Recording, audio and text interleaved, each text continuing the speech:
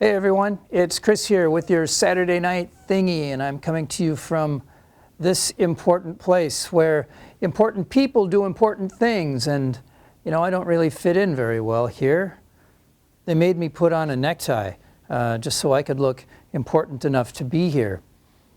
So some of you have been to Facebook, and well, you're there right now, obviously, but you've seen yesterday's bite-sized Bible study. And it asked the question, who is the most important person that you've met?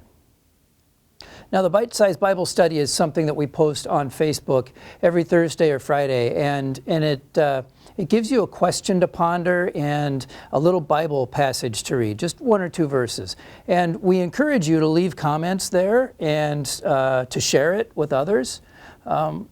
So we asked the question yesterday in Bite-Sized Bible Study, who is the most important person you've ever met? And I could ask you that question right now too. So I think about that question, who's the most important person I've ever met? And I'm not sure. My first instinct is to think of people like Senator Grassley, who is a person who's very powerful in Washington, D.C., but he's very approachable here at home. And certainly he's an important guy, and I've met him a number of times. I sat right next to him at a basketball game once. Or maybe the most important person I've met is Terry Branstad. And I've met him a couple of times too, and I even saved his life once, but that's a different story for a different time. But Terry's been governor of our state. He's been a university president, and he's been our ambassador to China. And so he's an important person, right? Maybe the most important person I've met is Adam Hamilton, the rock star pastor from Kansas City. He writes all those books and those studies that we use here at First United Methodist Church. I met him at the Iowa Annual Conference a few years ago, and I was working there, and I ran the graphics for his presentations. But am I thinking in the right direction? To ask who is the most important person you've ever met is almost a trick question. It's almost not fair. It's a trick question because we don't define what important is. And maybe, like me, you immediately start to think about the biggest celebrity that you've met, the person with the most name recognition. But does that really make a person important? People can have celebrity status for all kinds of reasons, but some of those folks have name recognition simply because they're really good at marketing themselves. But they haven't really done much to contribute to humanity. And so name recognition might not be the best measure of who's important. So what else makes someone important? Maybe I should think differently about that question. Maybe the most important person I've ever met is an old college roommate of mine, Bob Palmer. Bob works for the National Park Service, and he's put his career on the line to hold that agency accountable for protecting some archaeological sites that are not just historical, but also spiritual for some of our First Nations people, right? Bob may not be famous, but he's been a model of personal integrity for me and for the people who follow him. Maybe the most important person I've met in my life is my Uncle Ralph. Uncle Ralph is a surgeon. He had his whole career repairing people's injured bodies so that they could function again. Right? I wonder how many people on earth are able to walk today because of my Uncle Ralph. Right? That's definitely important work. Maybe the most important person I know is Linda Rowe.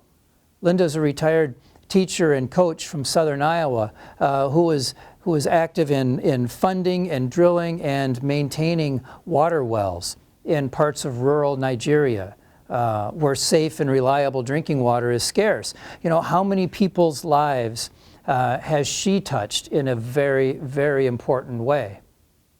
Or maybe the most important person is Bev Nolte, who headed up that Iowa-Nigeria partnership. who for more than 25 years provided water and education and medical and developmental assistance to people in Africa, right? Maybe the most important people that I've met were Doug and Teresa Markworth, who rescued me once from the side of the road one time. Me and some other folks, and it turns out they took us to their home, and it turns out they had 21 kids, 21. Now some of them were their biological kids, and some of them were adopted, but all of them were their kids. And Doug and Teresa chose to live lives devoted to developing the next generation by being good parents to as many kids as they could, as many as were possible for them.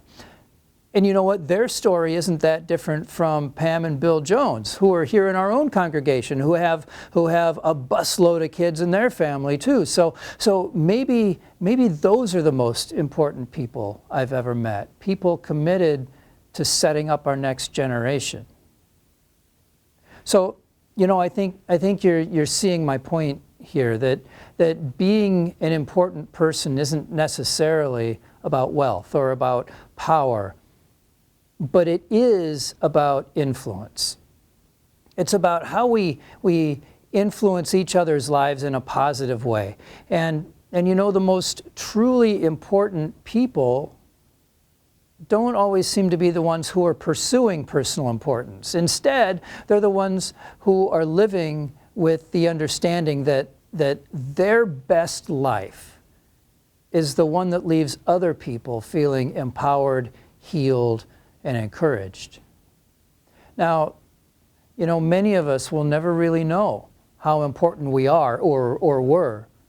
But those little bits of encouragement that we leave with other people become a part of who they are. And then eventually they'll pass those on to other people in their turn. And you know, we're all capable of leaving important, positive influences with other people that will continue to ripple on through all of humanity.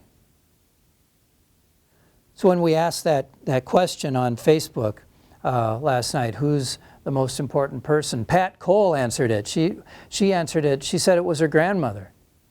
So for Pat, her grandmother was a positive and influential person in her life. And you know what? That's a great answer.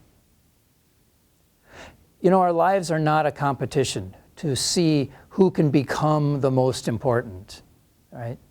But our lives are a challenge for each one of us to be our best for each other. And you know, the great thing is that as Christians, we have a great model for that in the person of Jesus. He lived here on earth 2,000 years ago, and he's still meeting people today and leaving them feeling empowered and healed and encouraged. So if you don't know Jesus in that way yet, I encourage you to be a part of our Advent teaching series. It's called Incarnation. And for the next Sundays leading up to Christmas, our pastors, Pastor Matt and Pastor Scott, they're going to look into the life and the person of Jesus through the titles that he carried. Titles like Savior, Messiah, Light of the World, Lord. And we'll learn why he was important both in that time and in our time as well. So that's what I have. That's what I have for you tonight. Be an important person, but in your own way, right? And so I'll see you tomorrow morning on that live stream, 8:30 and 10 o'clock. Your choice, Facebook, YouTube, or aboutfirst.com. You'll find us at any of those spots. And don't forget, there's also a Sunday school lesson for kids at 9:35 as well. So until then, have a great Saturday night.